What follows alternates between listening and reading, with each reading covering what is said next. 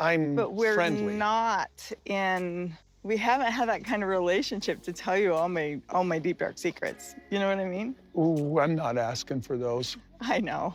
Kody Brown wants you to believe he showed up to apologize to Meri out of the goodness of his heart. He wants you to think this was some grand gesture of accountability, a man finally owning his mistakes after decades of mistreatment. But the truth is far more sinister, and it took about 5 minutes of their conversation for Kody to expose exactly why he was really there. This was never about Meri. This was about silencing her. See, Kody has a problem, a big one, and that problem has names. Meri's friends, the women who have stood by her side through the darkest chapters of her life, have been talking. They've been speaking up about what they witnessed. They've been calling Kody out for the way he treated her, and Kody cannot handle it. The man who spent years degrading Meri on national television, who told the world he was never attracted to her, who emotionally abandoned her while keeping her dangling on a string, that man is now furious that people are telling the truth about him. And here's the kicker. Well, I still got the vibe that you're very sore. I'm very guarded because I don't know what this is all about or why. And our last couple of interactions haven't been great. No, they've been through lawyers. Kody admitted it himself. Right there in his confessional, he revealed that the last time he and Meri spoke before this so-called apology meeting, it was because he heard her friends were talking about him. He said he got right in her face about it, then he awkwardly corrected himself and said it was over the phone. But the intent was clear. He called her up to tell her and her friends to shut up. Let that sink in for a moment. This man hadn't reached out to Meri to check on her well-being. He hadn't called to see how she was doing after everything he put her through. No, he picked up that phone because his ego was bruised. Because somewhere out there, women who actually care about Meri were saying things about him that he didn't like. And Kody Brown simply cannot tolerate anyone speaking ill of him, especially when what they're saying happens to be true. So when he rolled up to that park in Cedar City in his white Mercedes convertible, looking like a man on a mission of redemption, make no mistake about what that mission actually was. He wasn't there to heal old wounds. He wasn't there to take accountability for the years of emotional neglect. He was there to put on a performance, to say the magic words he thought would make Meri call off the dogs. I want you more than anything to just be able to move on. I do. I am. I have. The way your friends talk about me, that doesn't seem like it, but I wanted you to be able to do that. You can stop right there. Sources close to the situation suggest Kody genuinely believed that if he just apologized enough times, Meri would tell her friends to stop exposing him. He thought he could charm his way out of accountability, the same way he's tried to charm his way through every mess he's ever created. But Meri, she saw right through it. And what happened next would become one of the most satisfying takedowns in Sister Wives history. But that satisfying moment didn't come easy. First, Kody had to stumble through one of the most painfully awkward reunions this show has ever seen. The parking lot in Cedar City, Utah became the stage for one of the most uncomfortable reunions in reality television history. Kody pulled up first, sitting in his convertible like a man waiting for a business meeting he didn't actually want to attend. Then Meri arrived. And from the moment she stepped out of her car, the tension was thick enough to cut with a knife. Kody stood there, visibly unsure of what to do with his own body. Should he hug her? Should he shake her hand? The man who was once spiritually married to this woman for over 3 decades suddenly couldn't figure out basic human interaction. He fumbled through the greeting like a stranger meeting a distant acquaintance, offering up some awkward combination of a handshake and a half hug that satisfied absolutely no one. Listen, this isn't a time for us to fight. Well, then don't bring up my friends and what they say, because guess what? I'm going to tell you this, Kody. I'm going to tell you this. Because it'll just ruin. No. I'm just here to apologize, Meri, I'm not going to to tell argue you with this, you. Kody. I'm going to tell you. You're not going to shut me down anymore. Meri's body language said everything her words hadn't yet. She was guarded, closed off. And honestly, she had every right to be. Their last interactions had been through lawyers, through legal documents, through the cold formality of dividing up Coyote Pass property while Kody tried to slap her with a non-disclosure agreement to keep her quiet. This wasn't a reunion between two people who had simply grown apart. This was a confrontation between a woman who had been burned and a man who was still holding the match. But here's where Kody truly revealed his hand. Within moments of sitting down, before any real conversation could even begin, he hit Meri with this gem. He told her she should be so happy because she got her fair share of Coyote Pass. She got her money. As if that somehow erased everything. As if a financial settlement was supposed to make up for years of emotional starvation, public humiliation, and being treated like an afterthought in her own marriage. The audacity was staggering. Meri sat there taking deep breaths, clearly trying to keep her composure while this man essentially told her that a check should have fixed everything. everything. He wanted her to tell him good things. He wanted her to share the highlights of her life with him like they were old friends catching up over coffee. And Meri, she wasn't having it. The cruel irony in Meri saying, "I'm not gonna let you shut me down anymore," is the weirdest thing, because all three, two exes and Robin, don't believe Meri has ever been silenced. Ever. She told him plainly that they don't communicate like that, they aren't close, they aren't friends, and she certainly wasn't about to sit there and perform happiness for a man who had given her so many reasons to feel the opposite. The wall was up, and Kody seemed genuinely surprised that his presence alone wasn't enough to bring it down. What Kody failed to understand, what he still doesn't seem to grasp, is that you cannot buy your way out of emotional damage. You cannot write a check and expect decades of pain to simply evaporate. Meri knew exactly what this meeting was, and she wasn't going to make it easy for him. And then Kody opened his mouth and started his rehearsed apology routine. What came next would expose just how hollow his words truly were. Kody Brown came to that park with a script. Maybe not written on paper, but certainly rehearsed in his mind. He had a checklist of things to say, a mental inventory of apologies he thought would do the trick, and he started rattling them off like a man reading from a teleprompter, completely disconnected from the actual meaning of the words coming out of his mouth. I apologize, I apologize, I apologize. He said it so many times that it stopped sounding like a word. It became noise. Empty syllables filling the air between two people who both knew this performance was exactly that, a performance. Meri sat there listening to him cycle through his rehearsed lines, and you could see it on her face. The skepticism, the exhaustion, the recognition that she had seen this version of Kody before, the one who says what he thinks people want to hear without ever meaning a single word of it. And then Meri did something beautiful. She called him out directly. She told him he needed to stop using the word apologize, because the more he said it, the more insincere it sounded. Closest to me will defend me. And that's what my friends do. Apology is so needed here, because this is still so toxic, and I apologize for that.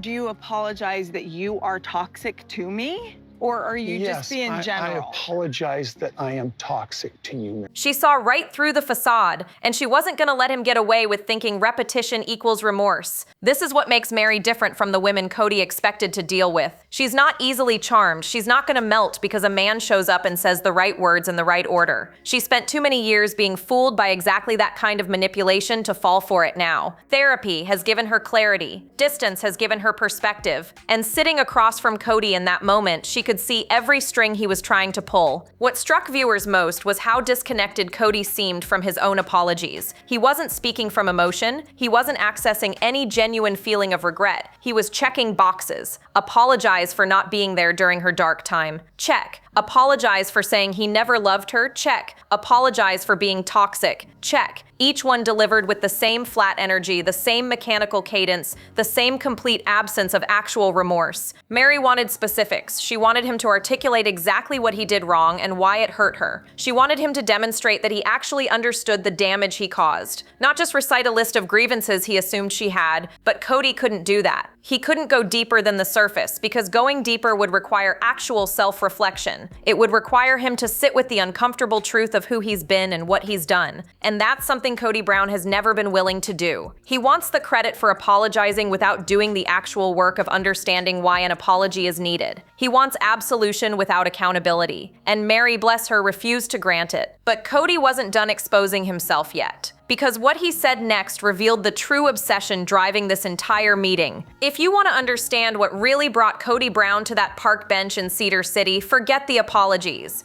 Forget the rehearsed lines about wanting Meri to move on. Pay attention to what made him truly animated during their conversation. Pay attention to what he kept circling back to, no matter how many times Meri tried to redirect. Her friends. Kody Brown is obsessed with what Meri's friends are saying about him. And not just mildly bothered, we're talking full-blown, ego-shattering, sleep-disrupting obsession. The man cannot stand that there are women in Meri's life who have witnessed his behavior, validated her experience, and aren't afraid to talk about it publicly. Her friend Jen, in particular, seems to live rent-free in Kody's mind. Throughout the episode, he kept bringing her up. He kept circling back to the things Meri's friends have said, the way they've discussed him on the show, the opinions they've shared about his treatment of their friend, and each time he mentioned them, you could see his irritation rising. Apologize mostly that I said I didn't love you. I just think that was wrong of me to say that. I want to apologize for how toxic I was during our breakup. I apologize that I wasn't there for you When we were in Las Vegas, I apologize that your dark time, I wasn't there. The dark time was because you weren't there. I apologize for that. This wasn't a man at peace with himself. This was a man being eaten alive by the fact that he can't control the narrative anymore. Think about that for a moment. Kody had years to treat Meri well. He had decades to be a loving, supportive husband. He had countless opportunities to show up for her in the ways that mattered. Instead, he chose emotional abandonment. He chose public humiliation. He chose to tell the world he was never attracted to his first wife while she sat there and absorbed the shame of it. And now that people are calling him out for exactly that behavior, he's furious. The audacity is almost impressive. This man wants Meri's friends to stop talking about him while he continues to trash talk them on national television. He wants silence from everyone around Meri while reserving the right to say whatever he wants about whoever he wants. The rules only apply one way in Kody's world, and that way always benefits Kody. Meri defended her friends with a fire we haven't seen from her in years. She told Kody plainly that these women were there for her. They witnessed things. They rode with her through the hardest chapters of her life. They're the ones who helped her see the truth of her situation when she was too deep in it to see clearly, and she wasn't about to throw them under the bus to make Kody feel better about himself. What Kody fails to understand is that Meri's friends aren't the problem. They're the symptom. They talk about him because of how he behaved. They formed opinions based on what they witnessed with their own eyes. If he wanted people to speak well of him, perhaps he should have given them something good to speak about. But accountability has never been Kody's strong suit, and when Meri refused to back down about her friends, she made another declaration that stopped him cold. There's a moment in every toxic relationship when the person who has been silenced finally finds their voice, when years of being talked over, dismissed, and shut down reach a breaking point. And for Meri Brown, that moment came in a Cedar City park when she looked Kody dead in the eyes and delivered 5 words that changed everything. "You're not gonna shut me down anymore." The power in that statement cannot be overstated. This is a woman who spent over 30 years biting her tongue, 30 years of defending a man who didn't deserve her loyalty, 30 years of swallowing her own feelings to keep the peace, to maintain the family image, to avoid being labeled difficult or combative, and in one sentence, she took all of that back. Kody's reaction was telling. He immediately tried to redirect. He told her this wasn't the time for them to fight. He attempted to frame her standing up for herself as aggression, as conflict, as something that was ruining his carefully orchestrated apology performance. But Meri wasn't having it. She had spent too many years letting him control the conversation to let it happen again. What viewers witnessed was the textbook dynamic of someone who has done the therapeutic work confronting someone who hasn't done any at all. Meri has clearly spent time understanding the patterns of her marriage. She's learned to recognize manipulation when she sees it. She's developed the tools to set boundaries and hold them firm. Please feel free. But you just said I can't. Well, I mean, like, listen, I'm not here to argue about something. I don't want to go picking the luggage out of the river. And Kody? Kody is still operating from the same playbook he's used for decades, genuinely confused when it no longer works. He kept trying to talk over her throughout their meeting. Every time Meri started to make a point, Kody would interrupt. Every time she tried to hold him accountable for something specific, he would deflect. It's a pattern that sources say defined their entire marriage, Kody speaking and Meri being expected to listen. Kody deciding and Meri being expected to comply, but that dynamic died the moment Meri refused to let it continue. She told him directly that she would stand her boundaries and that it made him uncomfortable. And she was right. Kody doesn't know what to do with a Meri who won't fold. He doesn't know how to handle a woman who calls out his tactics in real time. The confusion on his face was almost pitiable, almost if it weren't so satisfying to watch. This is what healing looks like, not the absence of confrontation, but the willingness to engage in it on your own terms. Meri didn't yell, she didn't scream. She simply refused to be diminished. She claimed space in a conversation with a man who had spent years trying to make her smaller, and in doing so, she showed every viewer exactly what reclaiming your power looks like. But just when it seemed like Kody couldn't embarrass himself any further, he made a statement so arrogant it left Meri and viewers everywhere absolutely stunned. Just when you think Kody Brown has reached the absolute ceiling of his own arrogance, he finds a way to blast right through it. And what he said next during this apology meeting might be the most delusional thing to ever come out of his mouth, which, considering his track record, is really saying something. In the middle of his rehearsed apology routine, Kody suddenly felt the need to clarify something. He told Meri that he wasn't trying to get back together with her. He wanted to make absolutely sure she understood that this nostalgia, this trip down memory lane, was in no way him attempting to rekindle their relationship. He needed her to know that door was closed forever. The audacity, the sheer unfiltered audacity of this man. Meri's response was perfection. She practically laughed in his face, face, she started quoting Taylor Swift, telling him they are never, ever, ever getting back together. The message was crystal clear. She wasn't sitting there hoping he would want her again. She wasn't pining for a reconciliation. She had moved on in ways Kody apparently couldn't even fathom. But here's what makes this moment so revealing. Kody genuinely seemed to believe that his mere presence might stir up old feelings in Meri. He thought he needed to preemptively reject her before she got any ideas, as if showing up to apologize was such a romantic gesture that she might swoon and beg him to take her back. The narcissism required to think this way is honestly breathtaking. This is a man who told the world he was never attracted to Meri. A man who admitted he hadn't been intimate with her in over a decade. A man who kept her hanging on emotionally while giving all of himself to another woman. And somehow, in his mind, he's still such a prize that he needs to let her down easy during an apology meeting. You cannot make this stuff up. I know you think I'm a bitch, and I know you think all my friends are bitches. You can keep thinking that if you want. That doesn't matter. Listen, No, it matters to me. It doesn't matter. My opinion of your friends and my opinion of you is none of your business. Meri made it clear she had no confusion about where things stood. She told him it was obvious on her end. She knew exactly what this was and what it wasn't. Then she flipped the script on him, asking if maybe he was the one trying to talk himself out of wanting her. The question hung in the air like a challenge, and Kody had absolutely no comeback. What this exchange exposed is that Kody still sees himself as the center of everyone's universe. He cannot fathom that Meri might be completely over him. He cannot imagine that a woman he discarded might not want him back. In his mind, he's still the patriarch, still the catch, still the man all these women should be grateful to have had in their lives. Meri shattered that illusion with a smile and a Taylor Swift reference. And honestly, it might have been the most satisfying moment of the entire episode. But Kody wasn't done making a fool of himself. His next move involved some truly bizarre deflection tactics that left everyone wondering what planet this man is living on. When a person doesn't want to have a real conversation, they find ways to avoid it. They change the subject,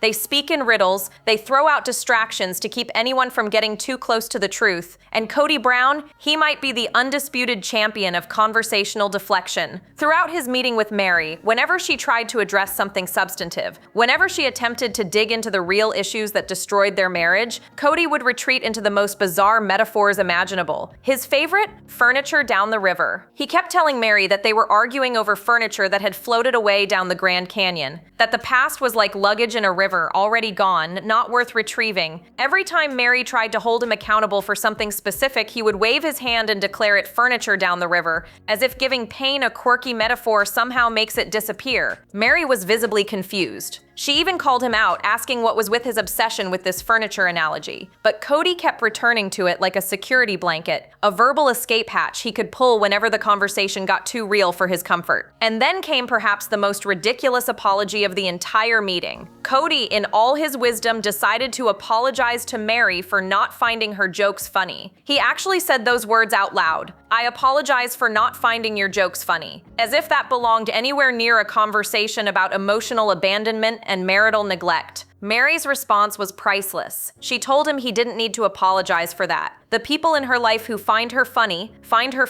She didn't need his validation. She didn't need him to laugh at her jokes. What she needed was accountability for things that actually mattered. And Kody kept serving up these absurd non-apologies instead. This is classic deflection behavior. When you can't address the real issues, you address fake ones. When you can't take responsibility for the big things, you apologize for the small things and hope nobody notices the difference. Kody was throwing everything at the wall, hoping something would stick, hoping Meri would eventually just accept his scattered apologies and let him off the hook. But Meri saw through every single tactic. She recognized the pattern. She understood that Kody was running from real accountability and hiding behind wordplay and nonsense metaphors. Every time he tried to deflect, she brought him back. Every time he tried to minimize, she pushed for more. She wasn't going to let furniture down the river become an excuse for furniture burned in the living room. Kody was clearly getting frustrated. His usual tricks weren't working. The charm offensive was failing. And then Meri brought up the one topic that Kody absolutely refused to discuss. The one subject that made him shut down completely. There are certain topics Kody Brown will discuss all day long. He'll talk about his grievances with his ex-wives. He'll talk about how misunderstood he is. He'll talk about his apologies and his journey toward peace and whatever other self-serving narrative he's constructed that week, but there's one topic that makes him slam the door shut immediately: his children. When Meri tried to bring up Kody's estrangement from his kids, when she attempted to point out that any genuine apology tour should probably include the 18 children he helped bring into this world, Kody shut her down with a single word: verboten. Forbidden, off limits, not up for discussion. But I'm apologizing. No, I'm just asking you, Kody,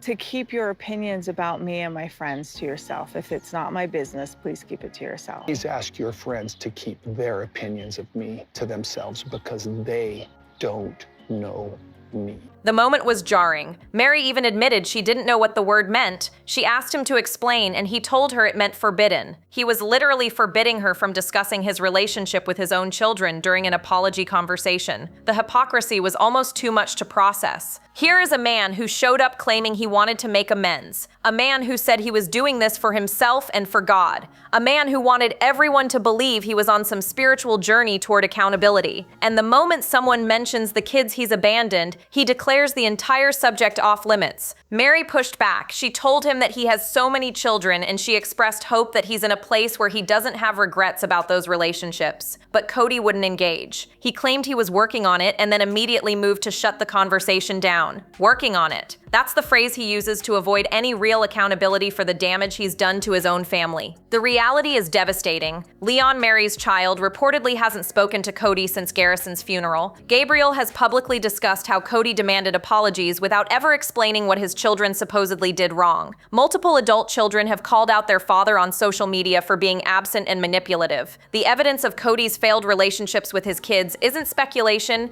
it's documented across years of episodes and public statements. But Kody doesn't want to talk about any of that. He wants to apologize to his ex-wives just enough to get them to stop speaking negatively about him. He wants credit for showing up without doing any of the actual work, and he absolutely refuses to address the children who watch their father choose one family over everyone else. Meri saw this moment for exactly what it was. In her confessional, she made it clear that nothing has actually changed. Kody's still not involved with his kids. He's still running from the hardest conversations. He's still prioritizing his own comfort over genuine reconciliation. And then Meri delivered the observation that cut right to the heart of everything. She finally said out loud what everyone watching had already figured out. Sometimes the most powerful thing you can do is name what's happening. To look at someone's performance and call it exactly what it is. And Meri Brown did precisely that when she finally told Kody the truth he didn't want to hear. This is about you, Kody. This whole thing is about you. The mask had fully slipped by this point. All the rehearsed apologies, all the furniture down the river nonsense, all the declarations about wanting her to move on, none of it was about Meri. None of it was about healing the wounds he'd inflicted. Every single word out of Kody's mouth had been in service of one person and one person only: himself. And here's the thing, Kody didn't even deny it. When pressed, he actually admitted that this apology was about him and God. He said those words out loud, confirming what Meri and everyone watching had already suspected. This wasn't reconciliation. This was reputation management disguised as spiritual growth. Meri's reaction in her confessional was everything. She acknowledged that if Kody needed this for himself, he could have it, but she wasn't going to pretend it was anything other than what it was. She saw through the entire charade, and she refused to play along with the fiction that this meeting was somehow for her benefit. Think about the audacity required to show up to an apology meeting and make the whole thing about yourself. To sit across from someone you've hurt for decades and center your own needs in the conversation. To ask for their patience while you work through your feelings without ever genuinely engaging with theirs. That's not accountability, that's narcissism wearing a costume. Kody wanted absolution. He wanted to walk away from that park bench feeling like he'd done something noble. He wanted to tell himself and anyone watching that he tried, that he apologized, that he did his part. But doing your part means actually listening. It means being present with someone else's pain instead of constantly redirecting to your own. It means answering the hard questions instead of declaring them verboten. Meri gave him every opportunity to go deeper. She asked questions. She pushed for specifics. She tried to have a real conversation about what went wrong and why. And at every turn, Kody retreated into himself. His comfort, his needs, his timeline for healing. The apology was never going to be about Meri because Kody doesn't know how to make anything about anyone other than himself. What viewers witnessed was the final confirmation of what many had suspected for years. Kody Brown is incapable of genuine empathy. He can say the right words when coached, he can show up and go through the motions, but when it comes to actually sitting with another person's experience and taking ownership of his role in their suffering, he simply cannot do it. And then, as if to put the perfect punctuation on this entire disaster of a meeting, Kody ended things in the most absurdly on-brand way imaginable. Every great drama needs a final scene that captures its essence, a moment that crystallizes everything you've just witnessed into one unforgettable image. And Kody Brown delivered exactly that when he ended his apology meeting with Meri by announcing he really had to pee and then sprinting across the park to a public restroom. You cannot make this stuff up. This man sat there for an hour performing apologies, deflecting accountability, and making everything about himself. And when he finally ran out of script, when the conversation reached its natural conclusion, he bolted, literally ran away with his hair curling in the wind while Meri watched from the bench. Her parting shot was perfection. She told him he should probably sprint given his age and the likelihood that his prostate wasn't working so well anymore. Kody called back that he wasn't that old, and then he was gone, disappearing into a public bathroom while cameras captured every awkward second. But beyond the comedy of that exit lies something more revealing. Kody couldn't wait to leave. He had checked his boxes, said his apologies, and now he was done. There was no lingering to see if Meri was okay. No genuine moment of connection before parting ways. Just a man who had completed his performance and needed to move on to whatever came next. In his confessional, Kody actually expressed hope that maybe they could be cool now. Maybe it was over. Maybe this meeting had somehow fixed things. The delusion is almost impressive. He genuinely seemed to believe that showing up and saying the word apologize enough times might have repaired 3 decades of damage. Meri knows better. In her own confessional, she made it painfully clear that nothing has changed. Kody is still not involved with his children. He still hasn't treated people well regarding Coyote Pass. He still refuses to engage with the actual work of reconciliation. The apology tour was just words, and Meri has learned that Kody's words mean absolutely nothing without action to back them up. What this meeting exposed, what this entire apology tour has revealed,